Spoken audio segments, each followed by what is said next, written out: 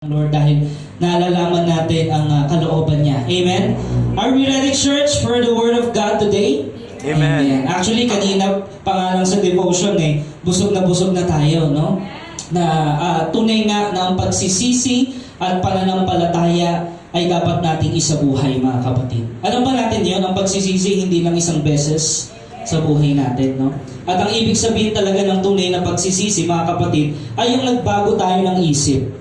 Diba? Yung mga dating mga ginagawa natin, nung nalaman natin yung salita ng Diyos na hindi pala yun ang kalooban niya, ang nagbibigay kaluwalhatian sa Kanya, ay nagbago na tayo ng pamumuhay. Amen. Sino mga binago ng Diyos dito? Amen. Hallelujah. Palakpakan natin ang Diyos na buhay na siyang tunay na nagbabago, nagtutuwid ng buhay ng bawat isa sa atin. So, ang ating series, mga kapatid, again, is the End Times series. No?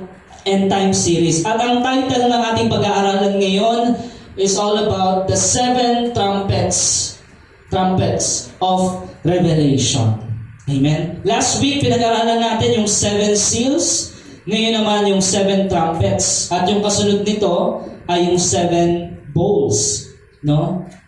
Kasi po, magkakadikit-dikit ho ito no? So kung maalala ho natin, yung pangpito na selyo o seal na pinag-aralan natin noong linggo ay nagkaroon ng katahimikan sa kalangitan.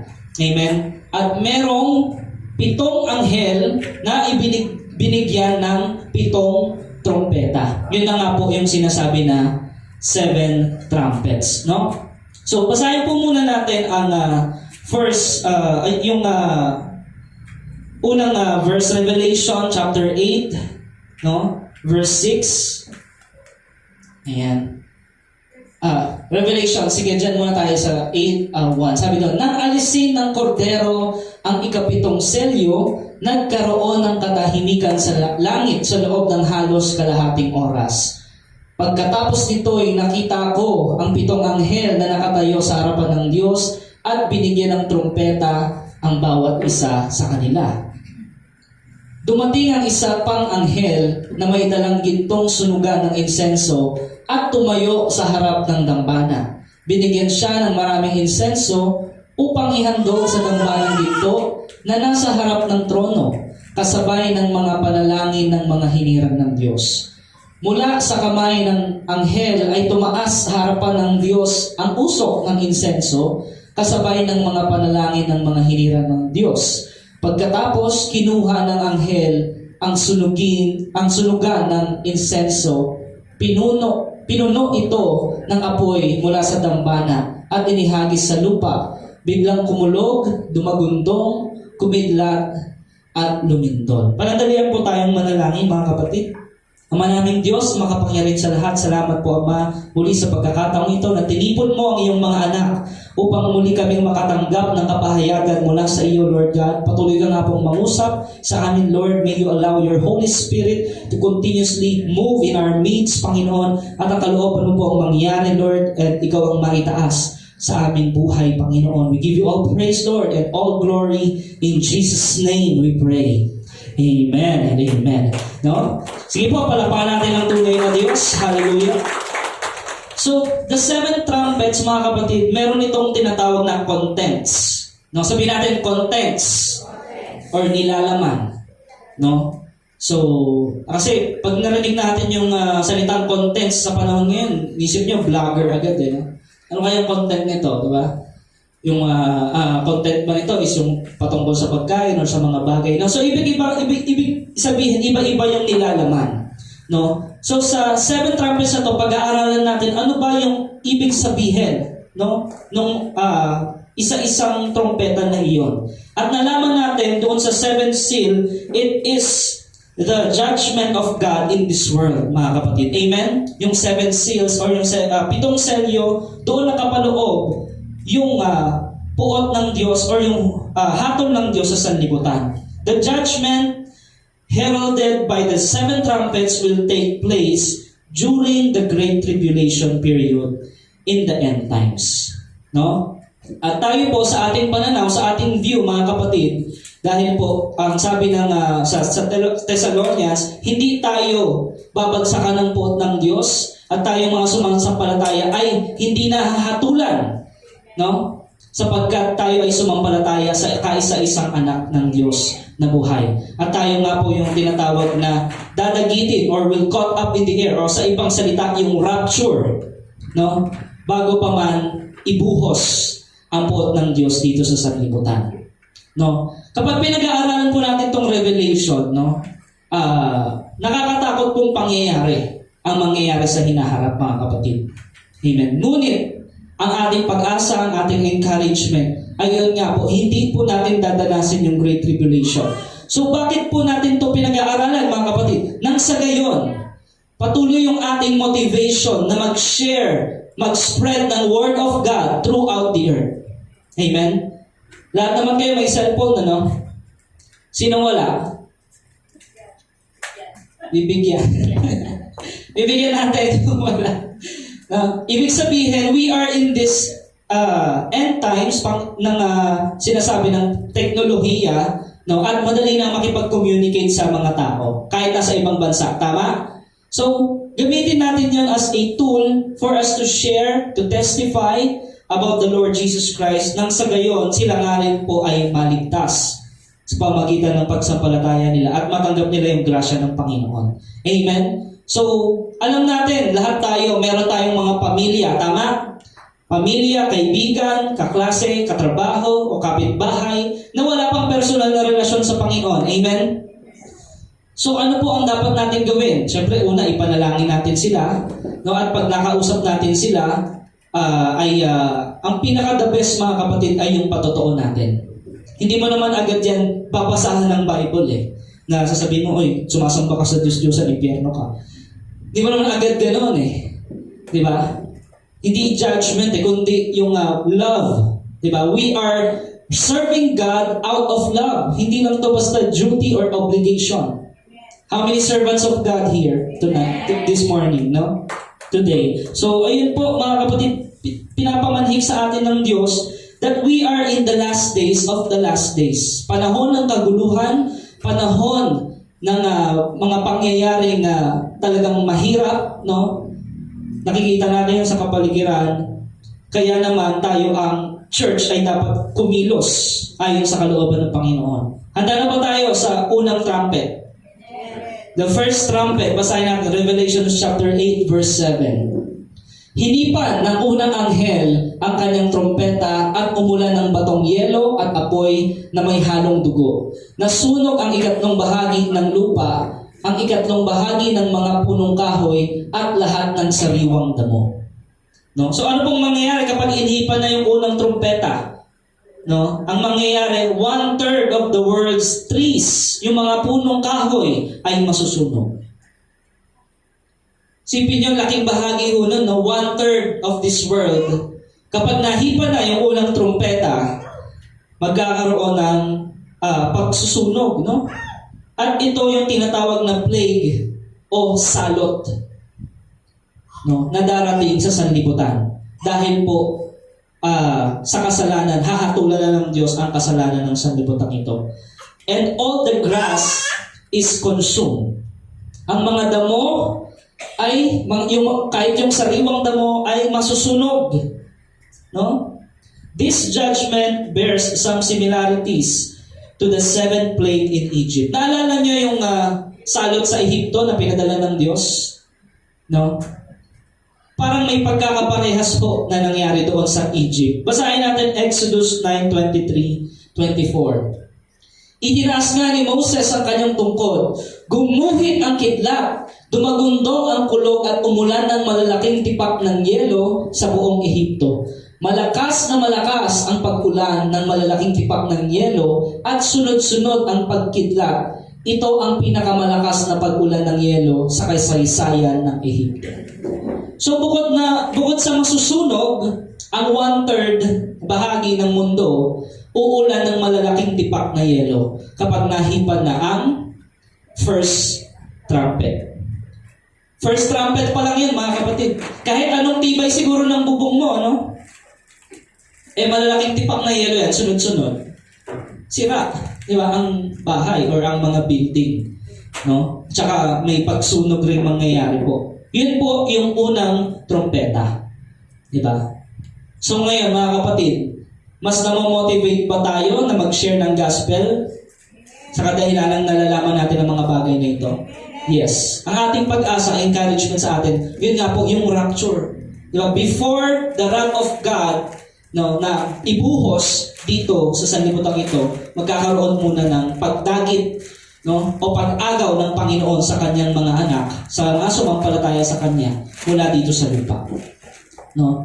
Mawawala lang sa isang pisat mata. Nabanggit kanina, di ba, sa devotion. No? Sa isang pisat mata, sobrang bilis nun. No? Yung mga iba na hindi sumasampalataya sa Panginoon, iisipin nila, ay, kinuha sila ng alien. Di ba? Yung iba naniniwala doon.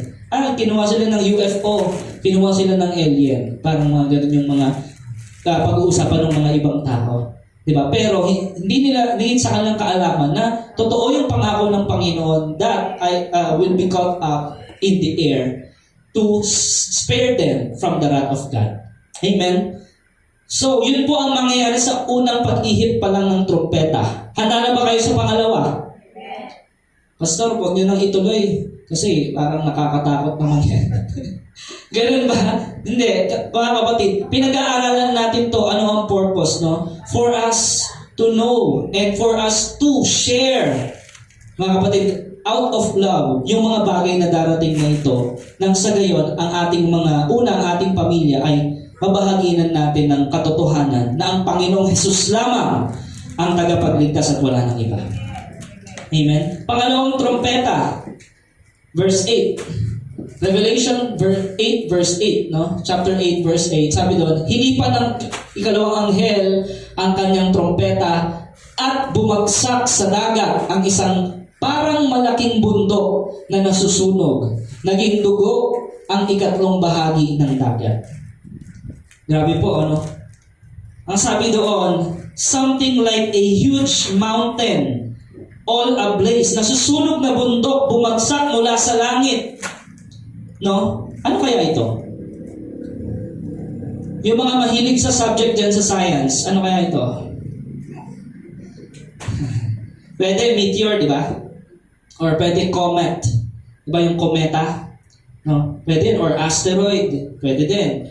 No, kasi parang isang malaking, kasi sabi doon parang, hindi siya bundok.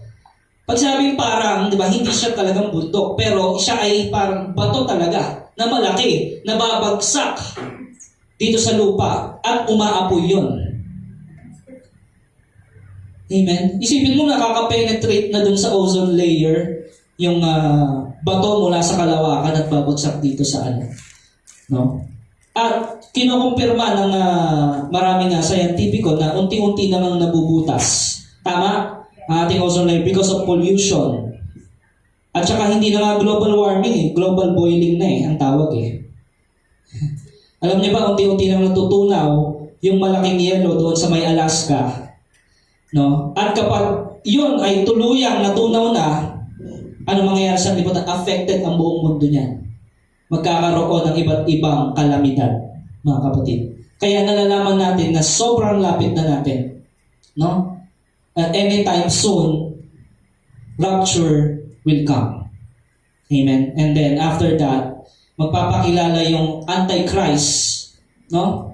Yung tinatawag na 666, natatatakan niya yung mga tao sa libutan at siya ang maghahari. At ito na nga yung mga mangyayari sa Great Tribulation. So, a third of the sea turns to blood. Sa tingin nyo, bakit kaya naging dugo? No? Sabi doon, naging dugo ang ikatlong bahagi ng dagat. Malaking bahagi ng mundo, magkukulay dugo. Sa tingin nyo bakit?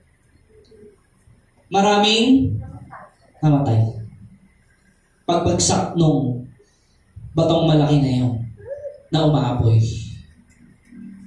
No? Yun po ang mangyayari pagkaihip ng pangalawa pa lang pangalawang trumpeta pa lang tayo mga kapatid. No?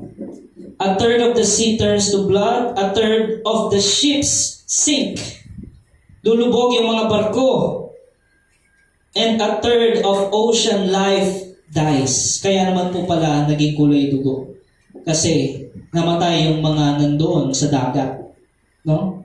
third of ocean life, yung buhay doon sa dagat, karagatan, yung third bahagi noon ay mamamatay. At pamilyar din nito mga kapatid, doon sa nangyari sa Ehipto. Naging dugo, di ba? Yung ilog. Basahin natin Exodus 7:20-21. Ginawa ni na Moses at Aaron ang inutos sa kanila ni Yahweh. Sa harapan ng Paraon at sa mga tauhan nito ay hinampas ni Aaron ang tubig ng kanyang tungkod at naging dugo nga ang tubig. Namatay ang mga isda at bumaho ang ilog, kaya hindi mainom ng mga Ehipsyo ang tubig nito. Naging dugo rin ang lahat ng tubig sa buong Ehipto. So kapag ito na po ang nangyari, wala na pong mainom yung mga tao sa malaking bahagi ng sanlibutan, ano pong mangyayari kapag wala nang mainom ng matinong tubig? Kamatayan ho yun, mga kapatid. Kagulo na ho yun. Siyempre, agawan yun, di ba? Hoarding yun ng mga malilinis na tubig. No? Na-appreciate niyo ba mga kapatid, no, yung tubig na nagagamit natin ngayon? Sino yung naligo ngayon? Sine-check ko lang, baka iba hindi naligo. Nagpapasalamat ba kayo sa Lord? Lord, salamat Lord, meron akong panligo. Amen. Meron akong inumin na maayos. Amen. Minsan kasi, tinitake for granted natin yung mga blessing na gano'n eh. Diba? Alam niyo ba sa bandang Middle East, mahirap yung tubig? Alam ba natin yun? No? Malaki ang singil din sa tubig doon, banda. No? So, sa atin, na-appreciate natin every blessings, in everything we give thanks sa Panginoon. Buhay ng papuri, buhay ng pagsamba. Yun po ang ating dapat ipamuhay. Amen? So, itong pangalawang trumpeta, mga kapatid, na mangyayari sa Great Tribulation ay talagang nakakakilabot. No? At ito ay nakita na ni Apostol John. No? Detalyadong nakita ni Apostol John kasi sa kanya ay pinakita ng Diyos. Kaya nga nasulat ang pahayag. Diba? Uulitin ko, totoo, as per the survey, maraming mga Kristiyano hindi binabasa ang Revelation.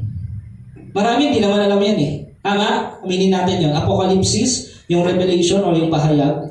Hindi man nila binabasa yan kasi, ano ba ito, hindi ko maintindihan, puro symbol, puro ano. Diba?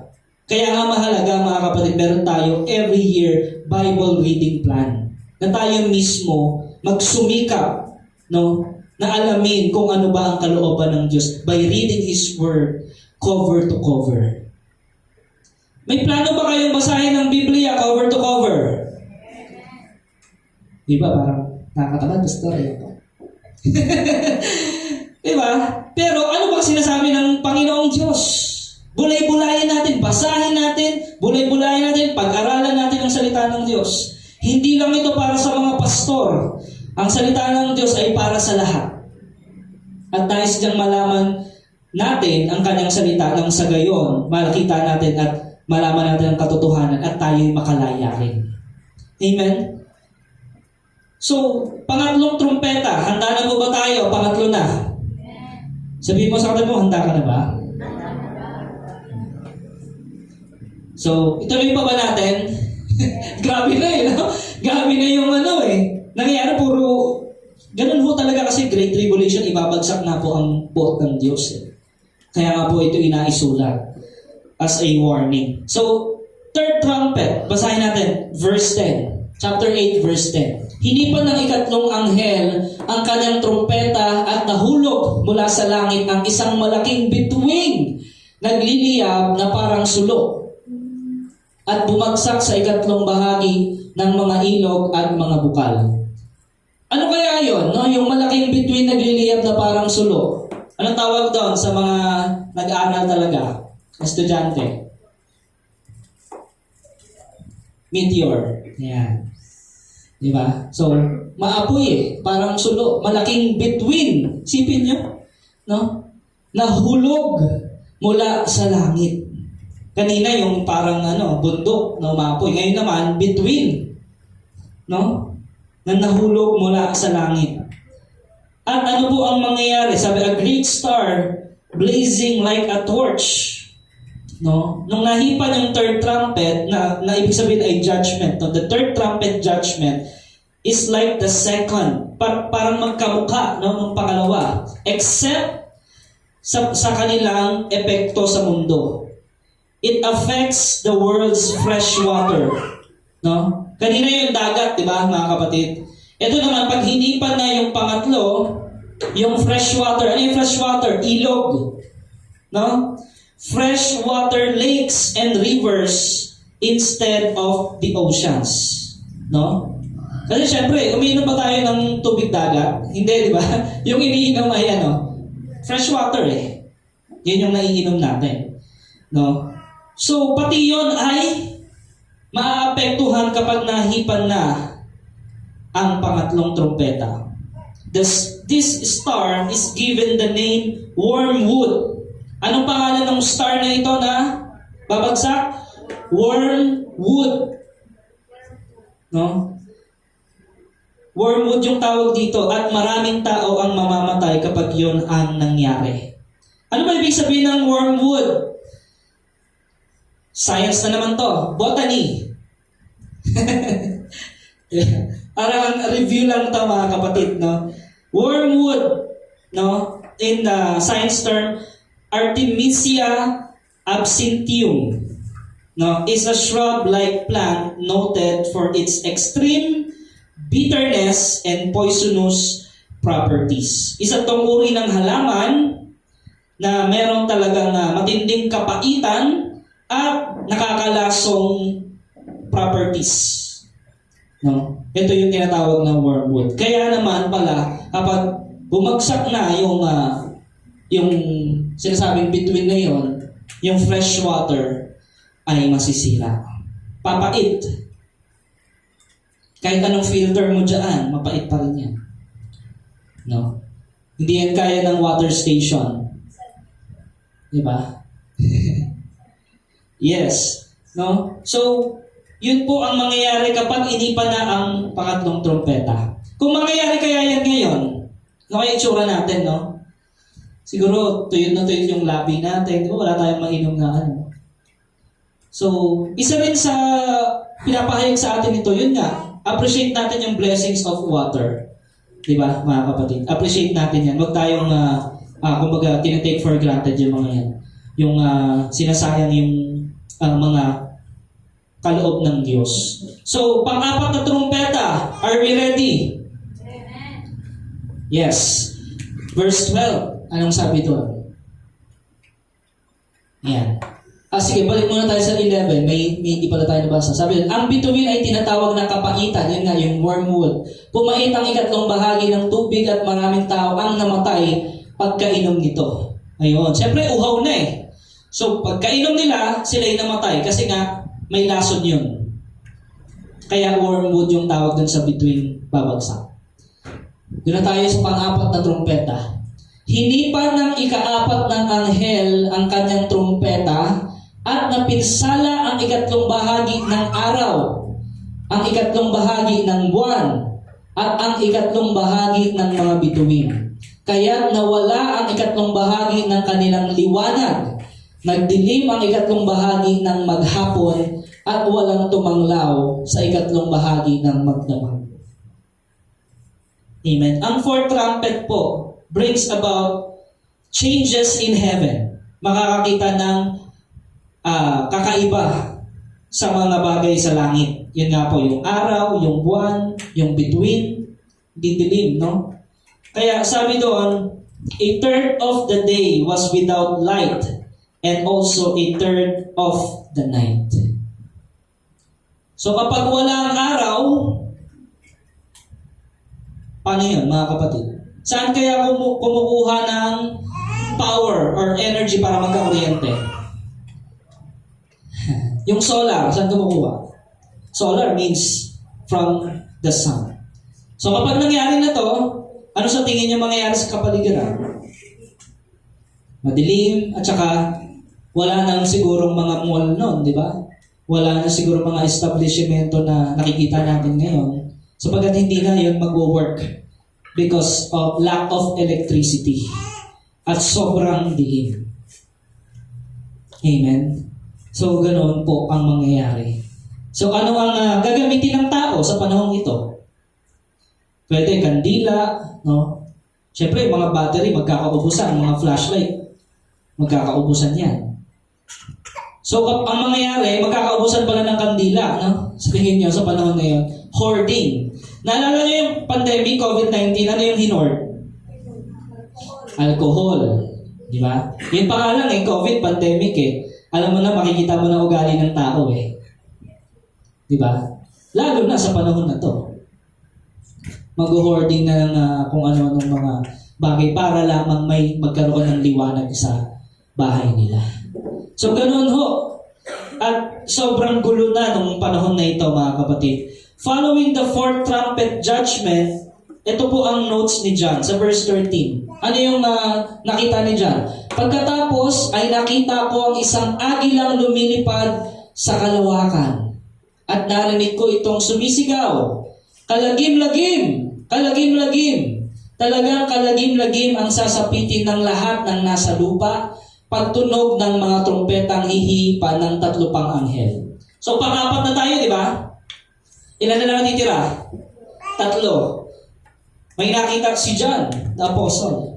Merong isang agilang lumilipad sa kalawakan. Sipin niyo yun, no? Sobrang dilim, tapos makakakita ka ng malaking agila. Tapos nagsasalita. No? Ito po yung notes pala po ito ni John sa pang-4. No? Bago tayo pumunta sa pang-5. No? Sabi niya, narinig niya yung agila na yon na nagsasabi, kalagim-lagim. At dahil meron pang 3 pang anghel na iihip ng trumpeta. Handa na ba tayo sa pang-5? Tuloy pa ba natin? Ay, Pastor, grabe naman yung topic natin today. Parang nakakakilabot naman. Totoo po. Dahil ito po ay nasusulat Totoo po ito yung mangyayari sa hinaharap. No? At alam niyo kung bakit nangyayari ito? Sa tingin niyo bakit mangyayari ang mga bagay nito? Because of wickedness. Because of sin. Because of lawlessness. Hahatulan na ng Diyos ang kasalanan ng sanlibutan ito sa pamamagitan ng mga bagay na ito. No? So kaya, ang ating dalangin, ang bawat isa sa atin ay huwag mawala sa rapture. No? Tignan mo yung katabi mo kung nandyan pa. Baka tabit na tayo nandyan. Ikaw pala naiwan, no? Tapos ako pala nandito nagpipreach. Ay, buta wala sila.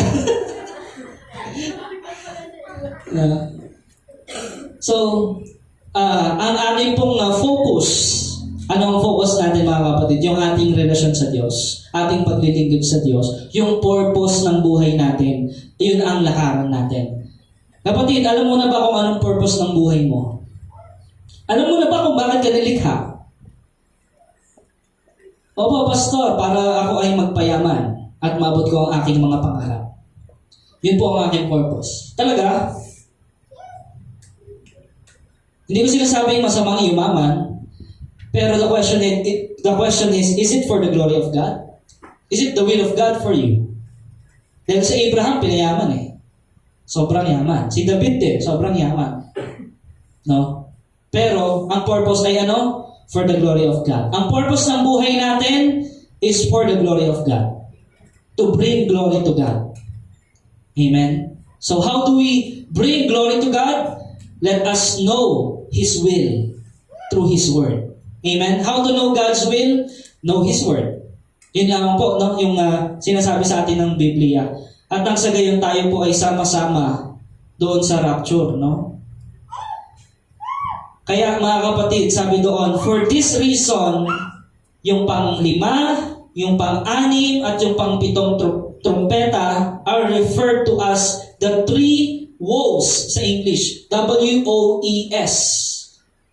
Ibig sabihin, kawawang-kawawa talaga ang sanlibutan. Kapag nahipan na yung 5th, yung 6th, at yung 7. Sobrang grabe na po ang mangyayari noon. Handa na ba tayo sa pang-5? Ito na, no? Chapter 9 na tayo, mga kapatid. Medyo mahaba-haba ito. Just bear with me mga kapatid. Sabay-sabay nating dahan-dahanin natin yung pagbasa. Hinipa ng ikalimang anghel ang kanyang trumpeta at nakita kong nahulog sa lupa ang isang bituin. Ibinigay rito ang susi sa bukana ng napakalalim na hukay. Binuksan ng bituin ang napakalalim na hukay at may lumabas na makapal na usok, tulad ng usok ng malaking hurno. Kaya't nagdilim ang araw at ang himpapawid. Mula sa usok ay may naglalabasang mga balang na kumalat sa lupa. Binigyan sila ng kapangyarihan tulad ng sa mga alakdan. Na-imagine nyo na kung ano mangyayari pag naipan yung fifth seal. Magkakaroon ng malaking hole sa lupa kasi bumagsak na yung between. Ano yung lalabas doon sa butas ng lupa? Mga balang. Nakita na ba kayong balang? No? Parang yung sa Ehipto rito eh. Yung dalawang leeg. Alam niyo yung dalawang leeg? Nik-nik. Mamaya malalaman niyo na joke lang yun. Mga alas 12, malalaman niyo joke yun. So, tuloy natin, no? Next verse.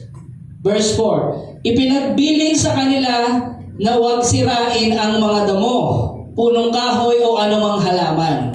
Ang mga tao lamang na walang tatak ng Diyos sa noo ang maaari nilang saktan. No? Sino yung maaari nilang saktan? Yung mga taong walang tatak ng Diyos sa noo ang maaari nilang saktan. Hindi pinahintulutan ang mga balang na patayin ang mga taong ito, kundi pahirapan lamang sa loob ng 5 buwan. Parang kagat ng alakdan ang kirot na dulot ng mga balang na ito. Grabe, no? Sino nakagat na dito? Ang alakdan. Wala pa naman siguro ano? Yung scorpion. So, next, ano sabi dito? Sa loob ng panahong iyon, hahanapin ng mga tao ang kamatayan, ngunit hindi ito matatagpuan. Nanaisin nila ang kamatayan, ngunit lalayuan sila nito. Kahit gusto na nilang mamatay, sa dami na ng kagat nila, sa sobrang paghihirap na ng katawan nila, hindi sila mamamatay. No? Yun po yung mangyayari. Next verse, ito po ay salot, no? Na darating sa sanlibutan. Ito ay ang puot ng Diyos. Ang anyo ng mga balang ay tulad sa mga kabayong handa na sa pakikipagdigma. Isipin nyo, grabe yung itsura ng mga balang na yun, no? Tulad ng mga kabayong handa sa pakikipagdigma. Sa kanilang ulo ay may parang koronang ginto at parang mukha ng tao ang kanilang mukha. Nakakatakot. Isipin mo yung balang, may koronang ginto, tapos may itsurang tao. Tapos kakagatin ka. Tingnan mo yung katabi mo. Huwag mong kagatin. Hindi ka naman balang eh. Itsurang tao lang yung nabasa natin. Okay?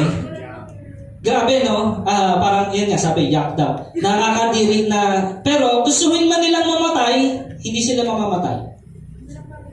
No? Mag-attempt man sila ng suicide, hindi sila mamamatay. Grabe po yung mangyayari na yun. Sa verse 8, parang buhok ng babae ang kanilang buhok at parang ngipin ng leon ang kanilang mga ngipin. Grabe naman yung balang na ito, no? Natatakpan ng parang mga baluting bakal ang kanilang dibdib at ang pagaspas ng kanilang pakpak ay parang dagundong ng maraming karwaheng hila ng mga kabayong lulusob sa labanan. Kasi maramihan ito eh. Sobrang dinig na dinig mo yung hampas ng pakpak nila. Kasi ang dami niyan eh. Next verse. Sa 10. Sila ay may mga buntot na may tulis gaya ng sa alakdan. Nasa buntot nila ang kapangyarihang manakit ng mga tao sa loob ng 5 buwan. Ilang buwan? Specific. 5 buwan. No? Isipin mo, 5 buwan ka nang kinakagat ng alakdan. Pero hindi ka pa rin namamatay. Pero nararamdaman mo yung sakit. No? Para kang buhay na patay. Alam niyo ba yan, mga kapatid? Siyempre, hindi pa natin yung nararanasan, pero tinitignan natin yung detalye na nakita ni Juan. No? Ibig sabihin, sobrang grabe yung pangyayari na ito na mangyayari sa hinaharap. Sabi doon, ang pinuno nila ay ang anghel na bantay sa napakalalim na hukay. Ang kanyang pangalan sa wikang Hebreo ay Abaddon at wikang Griego ay Apollyon. Sino yung pinuno nito? Yung fallen angel to eh. Pinuno ng mga balang. No, ito'y salot na darating. The locust, no? Nangyari din yan sa Ehipto, no? Kaya sabi doon, these demonic locusts have a king. Itong mga demonyong locust na ito, o mga balang na ito, meron silang hari. At ang kanilang hari, sabi doon sa Hebreo ay si Abaddon, at sabi sa Griego, ang pangalan ay Apollyon. Isa ito sa mga demonyo na isa sa mataas ang ranggo. No? Isa sa mataas na ranggong demonyo, ang pangalan niya ay Apollyon o Abaddon. Siya ang hari doon sa kailaliman. So, akala natin parang pag demonyo, parang pare-parehas lang. Hindi. Meron po yung mga ranking. Amen? Meron yung mga ganyan. So, yun ang lalabas kapag naihipan na ang panglimang trumpeta. No? Ano ibig sabihin ng Apollyon? Destroyer. Ano ibig sabihin ng Apollyon? No? Pagwasak, no? So the locusts themselves are described in unusual terms. Grabe, nakakatakot yung itsura ng locust na ito. This description has prompted many different interpretation, no? Na parang mga helicopter ata itong mga balang na ito or mga barbarian warriors. Kasi ganun yung pagkaka-define sa kanila. Sobrang pangit ng itsura, di ba? Tapos may itsurang mukha pa ng tao. Yung mga balang na ito, nakakagat sa mga taong nabubuhay sa panahon na yon. This is a satanically empowered army. Ito ay kampon ni Satanas at gawa ng kampon ng kadiliman. No? Of actual creatures from the pit of hell, we won't know for sure until it happens. No? So, siguro naman po, wala ni isa sa atin ang gustong mabuhay sa panahon na to. Tama? Tama yun. Wala na talagang ano yun. Kasi wala nang kagalakan doon sa panahon na yun. Kasi puot na ng Diyos yun. Labasan na yung mga demonyo sa lupa. It's no longer under grace. Kaya ngayon mga kapatid, noong panahon natin, we are under the grace period. Sabihin natin, grace period. Grasya, no? Ano ibig sabihin ng grasya? Hindi natin trinabaho yun. Yung grasya ang ibig sabihin, ibinigay kahit hindi ka karapat dapat pagbigyan. Yun ang tinatawag na grasya. Amen? Yun ay dahil sa Panginoong Jesus. Amen. Kaya tayo naligtas because of His grace. Praise the Lord. So, handa na ba tayo sa pang-anim? Dalawa na lang. 6 tsaka 7. No? O, next week na lang kaya? Hindi. Kasi parang tama na yun, Pastor. Kasi grabe naman yung mga pangyayari na yan. Bakit pa kailangan natin pag-aralan? Kapatid, tanungin kita, bakit natin pinag-aaralan to? Paghahanda, bukod sa paghahanda, for us to know kung gaano kaseryoso ang Panginoon about the gospel. Kung gaano kaseryoso ang pag-share ng gospel. No? So, ganoon po yun, mga kapatid. Tinawag tayong lahat ng Panginoon sa kanyang kaharian to share the good news, to share the gospel. This is the power of God for the salvation of all men. Amen? So, we must not be ashamed of the gospel. May nakakahiya ba kapag nag-testimony ka about the goodness of God, about the good news, about the Lord Jesus Christ? No? Minsan nahihiya pa tayo, nakakahiya. Diba? Baka kasi anong sabihin nila na ganito pala ako. Pero dahil sa Panginoon, binago ako. May nakakahiya ba sa pag-ibig ng Diyos? Wala, mga kapatid. No? Huwag nating hayaan na mismo ating pamilya hindi sila makarinig ng gospel, kundi tayo ay maging instrumento to share the gospel. Amen? So, handa na tayo sa pang-anim, mga kapatid. Amen? Chapter 9, 12 to 21. Yan. Medyo mahaba pa rin, no? Pero just bear with me, dahan-dahanin natin, mga kapatid, at nang maunawaan natin. Nakaraan na ang unang lagim. Dalawa pang lagim ang darating. Kasi nga yung unang lagim, yung pang-5 trumpeta. Hinipan ng ika-6 na anghel ang kanyang trumpeta at nakarinig ako ng tinig mula sa mga sulok ng gintong dambana na nasa harapan ng Diyos. Narinig ni John. Inuutos nito sa ika-6 na anghel na may trumpeta, kalagan mo ang 4 na anghel na nakagapos sa tabi ng malaking ilog Euphrates. At pinalaya ang 4 na anghel upang patayin nila ang 3 bahagi ng sangkatauhan. Talagang inihanda sila para sa oras, araw, buwan at taong ito. Narinig ko ang bilang ng hukbong nakakabayo ay... Meron ba tayo magbilang? Ilan yan? 200,000,000. 1,000,000 nakakabayo nga, hindi ko pa nakikita eh. 1,000 kahit sa palabas eh. Ito po kaya, 200,000,000 hukbong nakakabayo. Nakita ni John. Nung pinakawalan, yung nakagapos na 4 na anghel. Fallen angels to Demonyo to, mga kapatid. Yung lalaganap. No? Para patayin yung mga nasa sanlibutan sa panahon yun. Sa aking pangitain ay nakita ko ang mga kabayo at ang mga dibdib ng mga sakay nito ay may mapulang baluti na gaya ng apoy.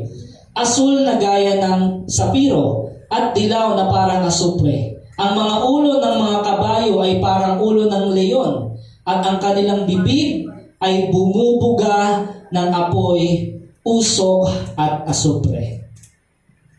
Ang 3 bahagi ng sangkatauhan ay pinatay ng 3 salot na ito, ang apoy, usok at asupre na nagmula sa bibig ng mga kabayo, sapagkat ang kapangyarihan ng mga kabayo ay nasa kanilang mga bibig at mga buntot.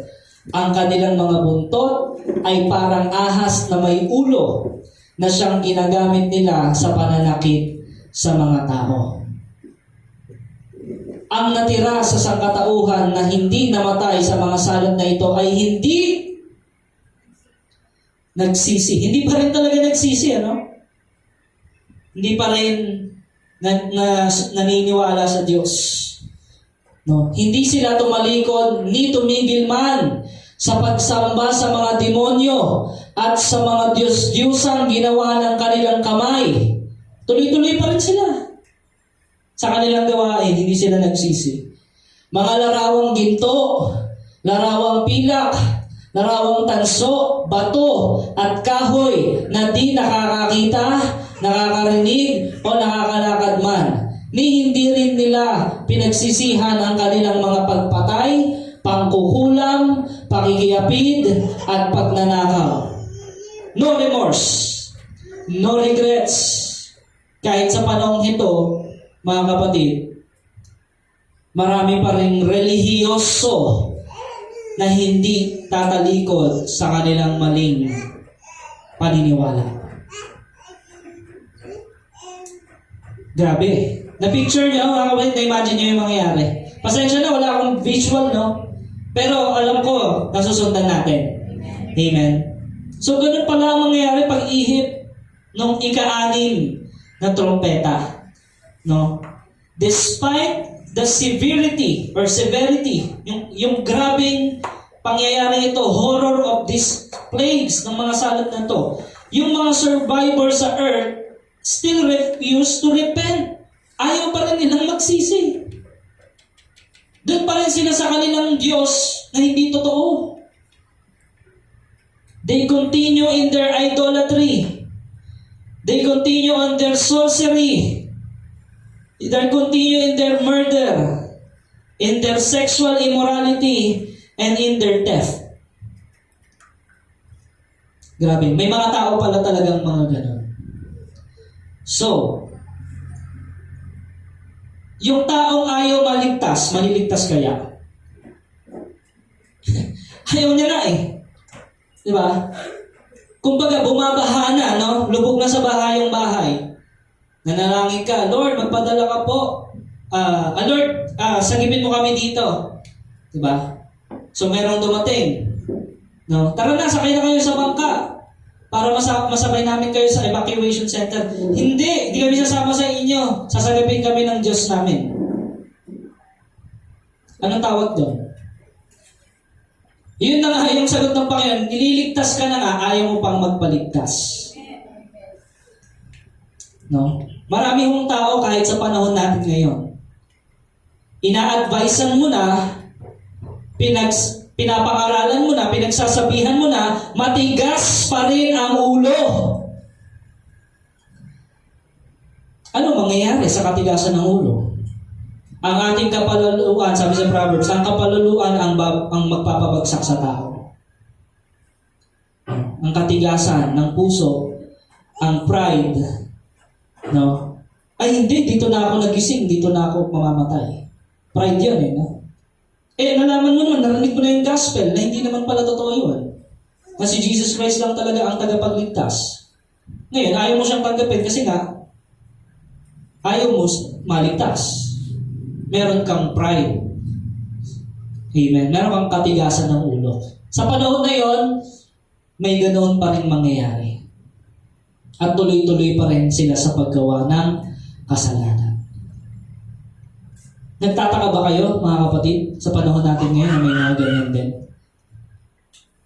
Hindi dapat tayo nagtataka kasi we are in the last days.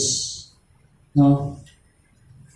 Kaya, kapatid, pumanatag ka, lakasan mo ang loob mo, no? At ang Diyos ang maghari sa atin, magamit tayo sa kanyang kaharian. Amen? So, panghuli. Handa na ba tayo, mga kapatid? Panghuling trumpeta na. Ayan. Following the sixth trumpet judgment is a literally interlude. Interlude, no? So, nakita ni John ng isang anghel descend from heaven with a little scroll in his hand. Revelations 10:7. Basahin natin. Sa araw ng hipa ng ikapitong anghel, ang kanyang trumpeta, isasagawa na ng Diyos ang lihim niyang plano. Gusto niyo bang malaman kung ano yun? Isasagawa. Tuloy natin. Gaya ng ipinahayag niya sa mga propeta na kanyang mga lingkod. Next. Sabi doon, at sinabi nila sa akin, kailangang ipahayag mo muli ang mga propesiya tungkol sa mga tao, bansa, wika, at mga hari. Yun ang sinabi kay John. John is told that he must prophesy some more. Sabi niya, sabi ng anghel. And next comes a description of the two witnesses. Sa panahon ngayon, magkakaroon ng two witnesses. At mahalaga yung magiging role ng two witnesses na to. No? Revelations 11:1-13. Gising pa ba kayo, mga kapatid? Yan. So, dahan-dahanan natin. Medyo mahaba ulit ito, no? Ano yung tinutukoy ng two witnesses sa panahon na yun? Pagkatapos, binigyan ako ng isang panukat na parang tungkod at sinabihan. Tumayo ka at sukatin mo ang templo ng Diyos at ang dambana at bilangin mo ang mga sumasamba roon. Ngunit huwag mo nang sukatin ang mga bulwagan sa labas ng templo sapagkat binigyan na iyon sa mga tao na di kumikilala sa Diyos. Yuyurakan nila ang banal na lungsod sa loob ng 42 buwan. Ilan daw? Ilan yan sa English? 42. 44 daw yun. Mali po. Mali tayo sa mathematics natin, ha? Mag-aral tayo, ha? Sige. Ilan yung 42 buwan? 42 buwan ho yan, ha? Buwan. 42 months.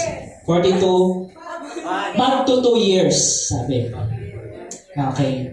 No? 12 times 8. Hindi, mamaya na lang. Okay.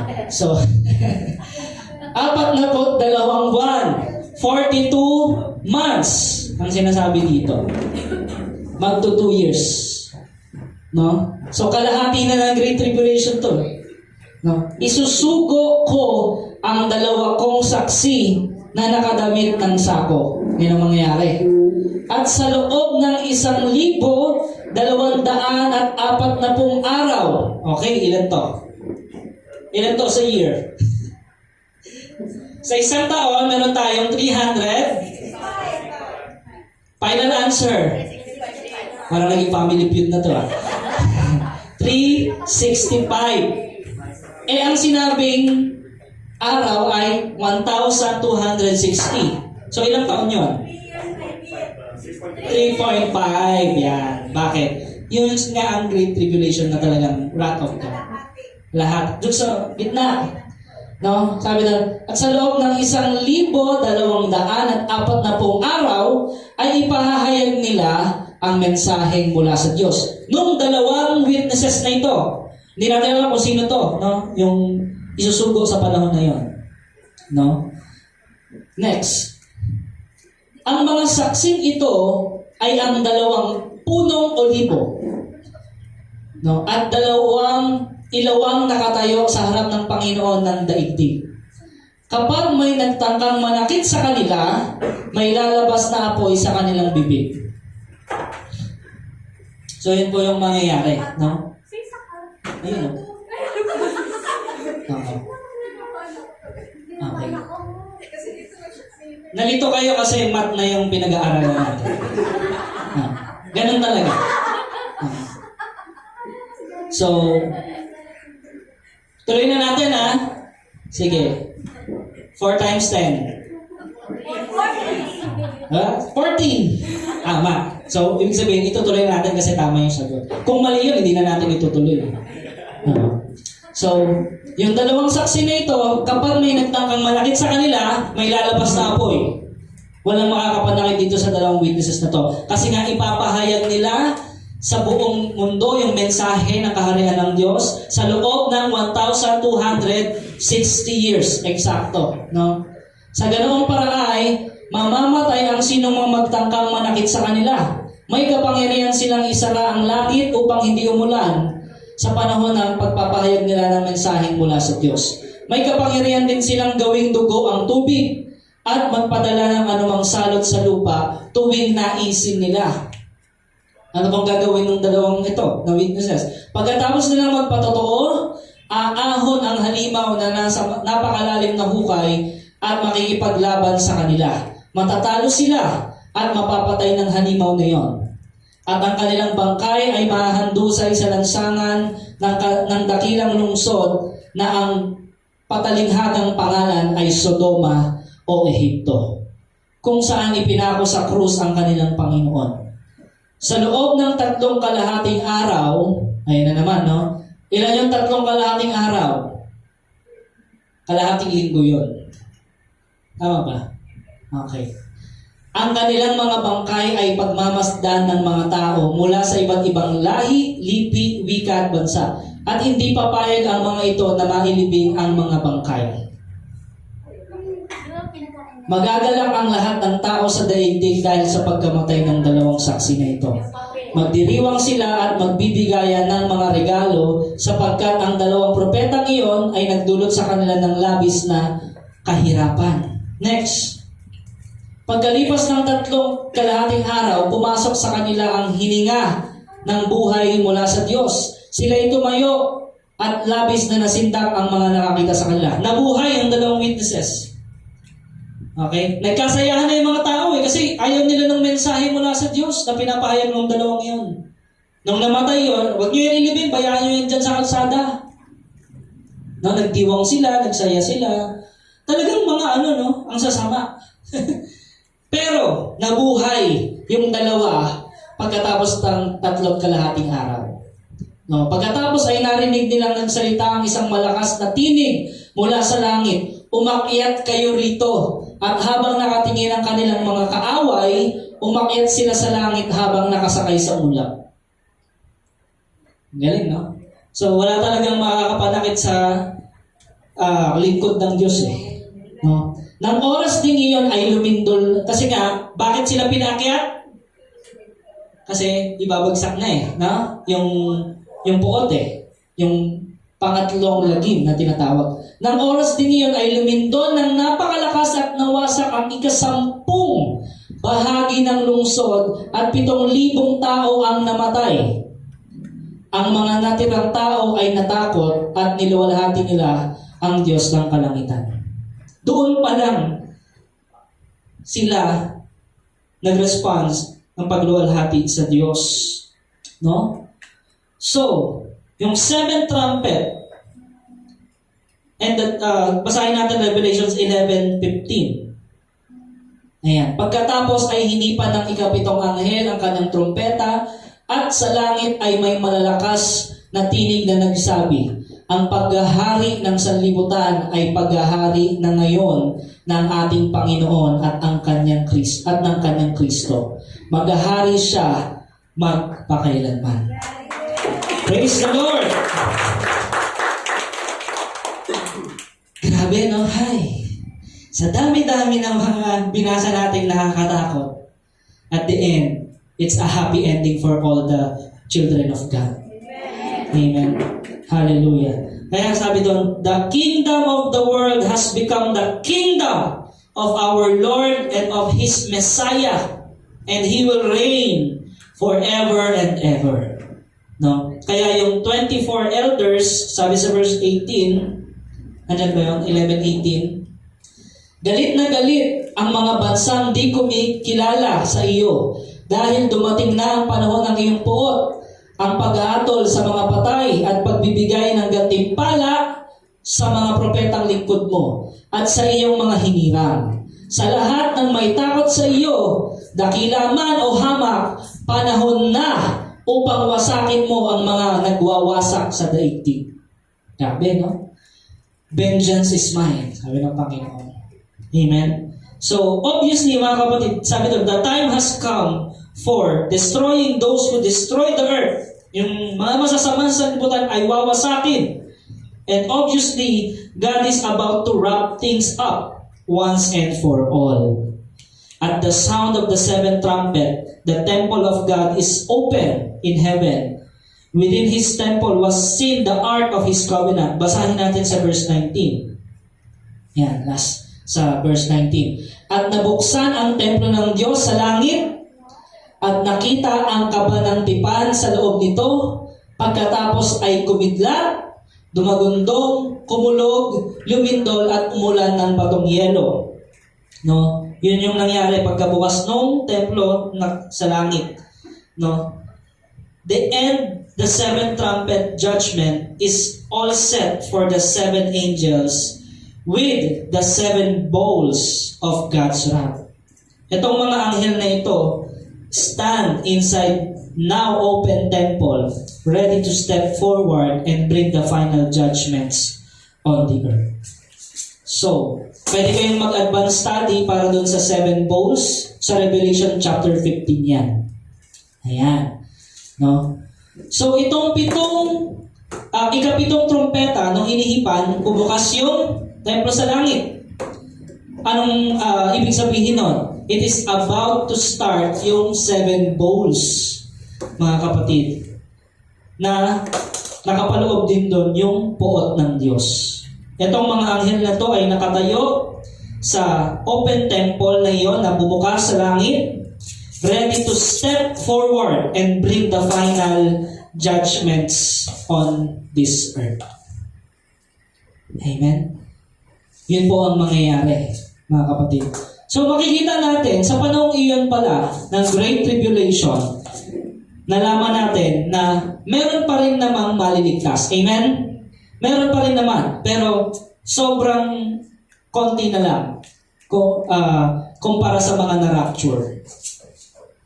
No? Ng una. So kaya, anong pipiliin mo, kapatid? Masama tayo sa rapture o makita pa natin yung mga bagay na to? No? Siyempre, yun nga, yung aagawin ng Panginoon pagdating niya sa alapaap, yung mga talagang sumampalataya sa Kanya, bago ibagsak yung judgments sa mundong ito. Yun po ang encouragement sa atin. Naunawaan ba natin mga kapatid? Yes, palakpakan po natin ang Diyos na buhay. At salamat sa Panginoon, tayo ay sinamahan niya upang maunawaan natin itong the 7 trumpets of Revelation.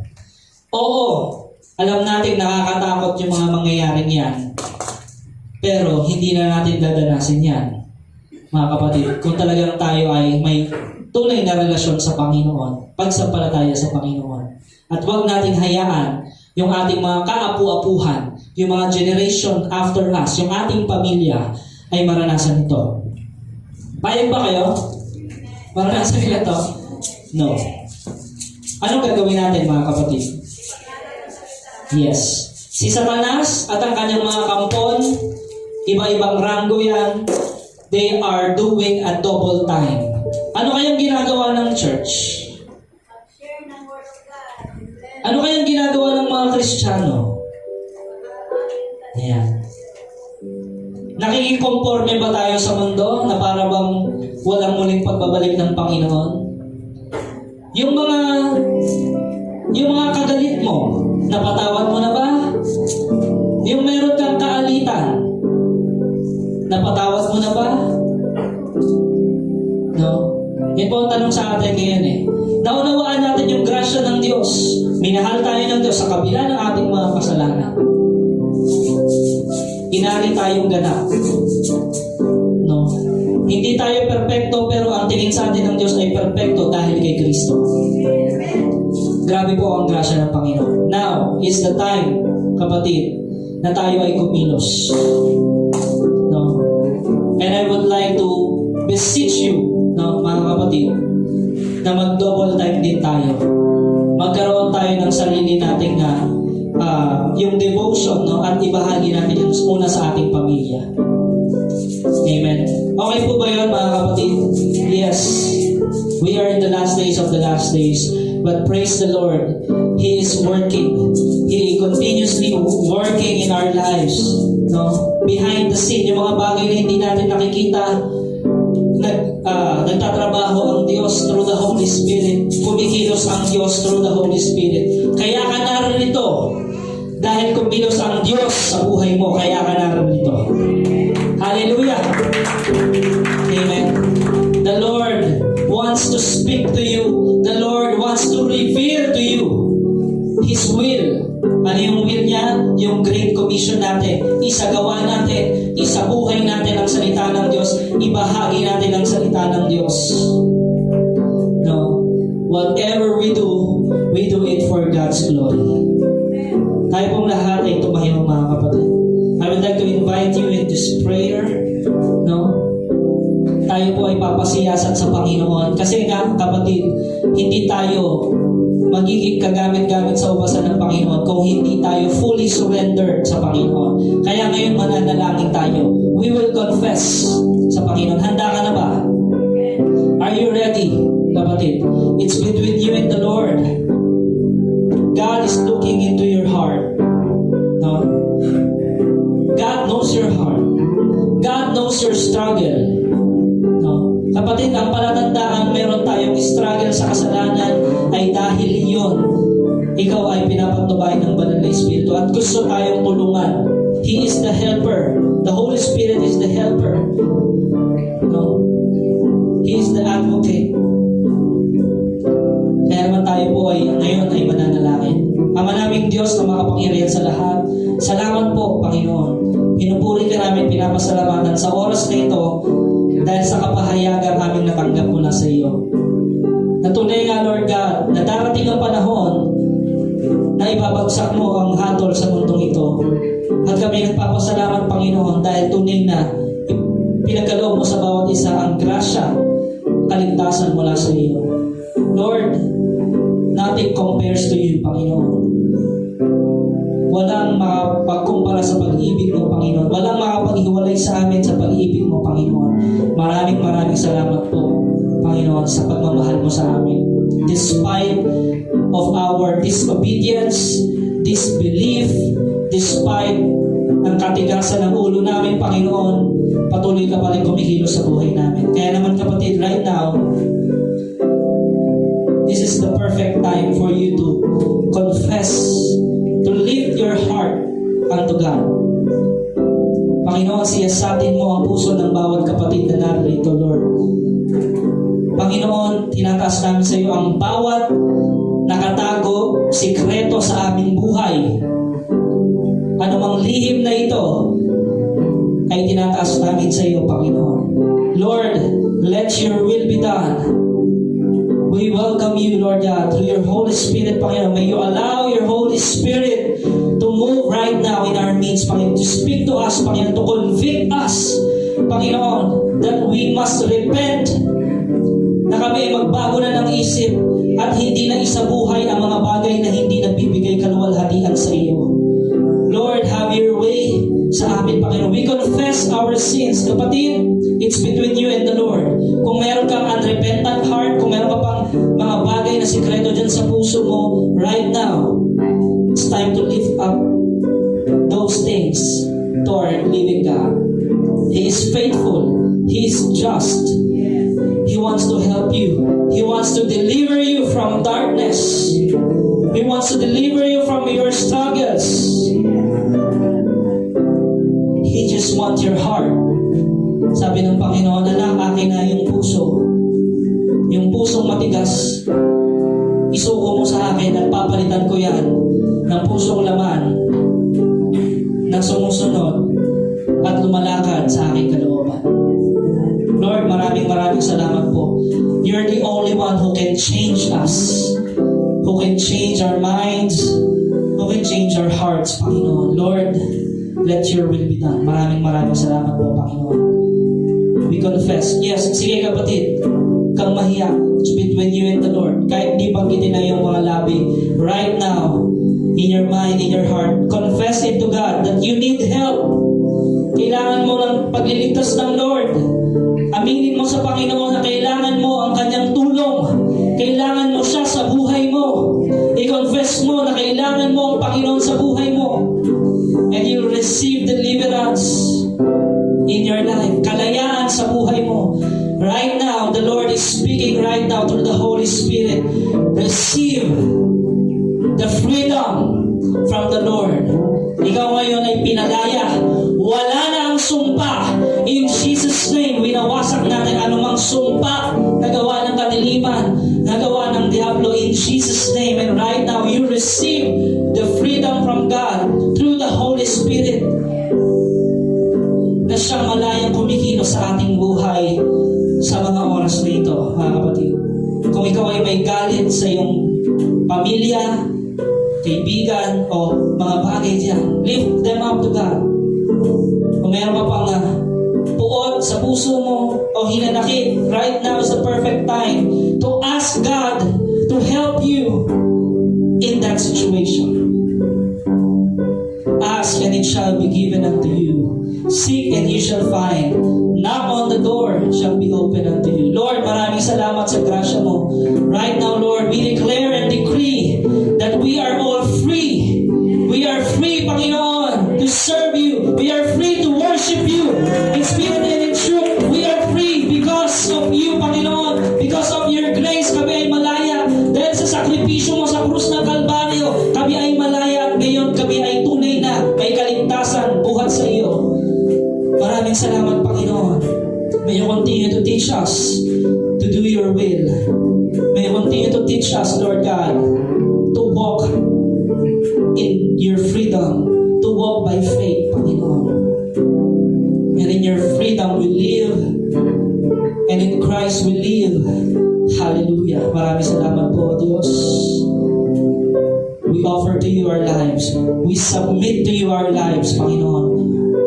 We commit to you our lives. Lord, I pray for your people this morning. Mga kapatid kong narito, Lord, tinataas ko sa iyo ang bawat isa sa kanila, Panginoon. Lord, have your way sa buhay ng bawat isang narito. Alam ko, Panginoon, niyayakap mo ang bawat isang narito, Lord God. Nangungusap ka sa bawat isang narito, Lord God. That truly your love never fails, Panginoon. Truly, Lord, that your grace abounds. Maraming salamat po, Panginoon. Hallelujah.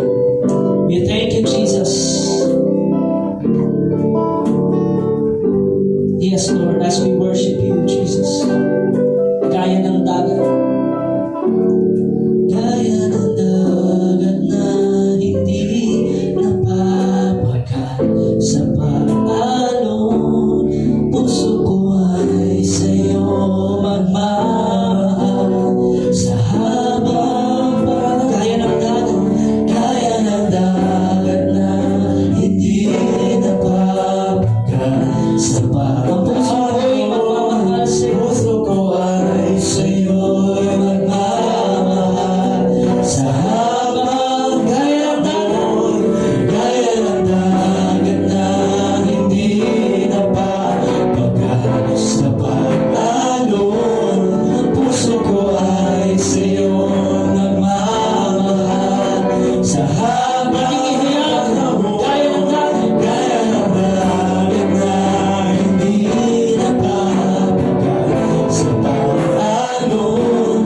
Ang puso ko ay sa'yo nagmamahal sa habang gaya ng dagat na hindi napapagat sa pag-alon. Ang puso ko ay sa'yo nagmamahal sa habang panahon. Gaya ng dagat na hindi napapagat sa pag-alon. Puso ko ay sa'yo magmamahal sa habang natatanging kayawanan ko'y ikaw ay sumahig. Wagas na pagsintay iyong digin, kalakip ng awitin. Puso ko, kalakip ng awitin. Magmamahal sa'yo, kalakip ng awitin. Aming Diyos Ama, sa iyong papuri, pagsamba, pasasalamat at kaluwalhatian ng kapailanman. Sa pangalan ng Panginoong Jesus, ang lahat ng anak ng Diyos ay magsabi na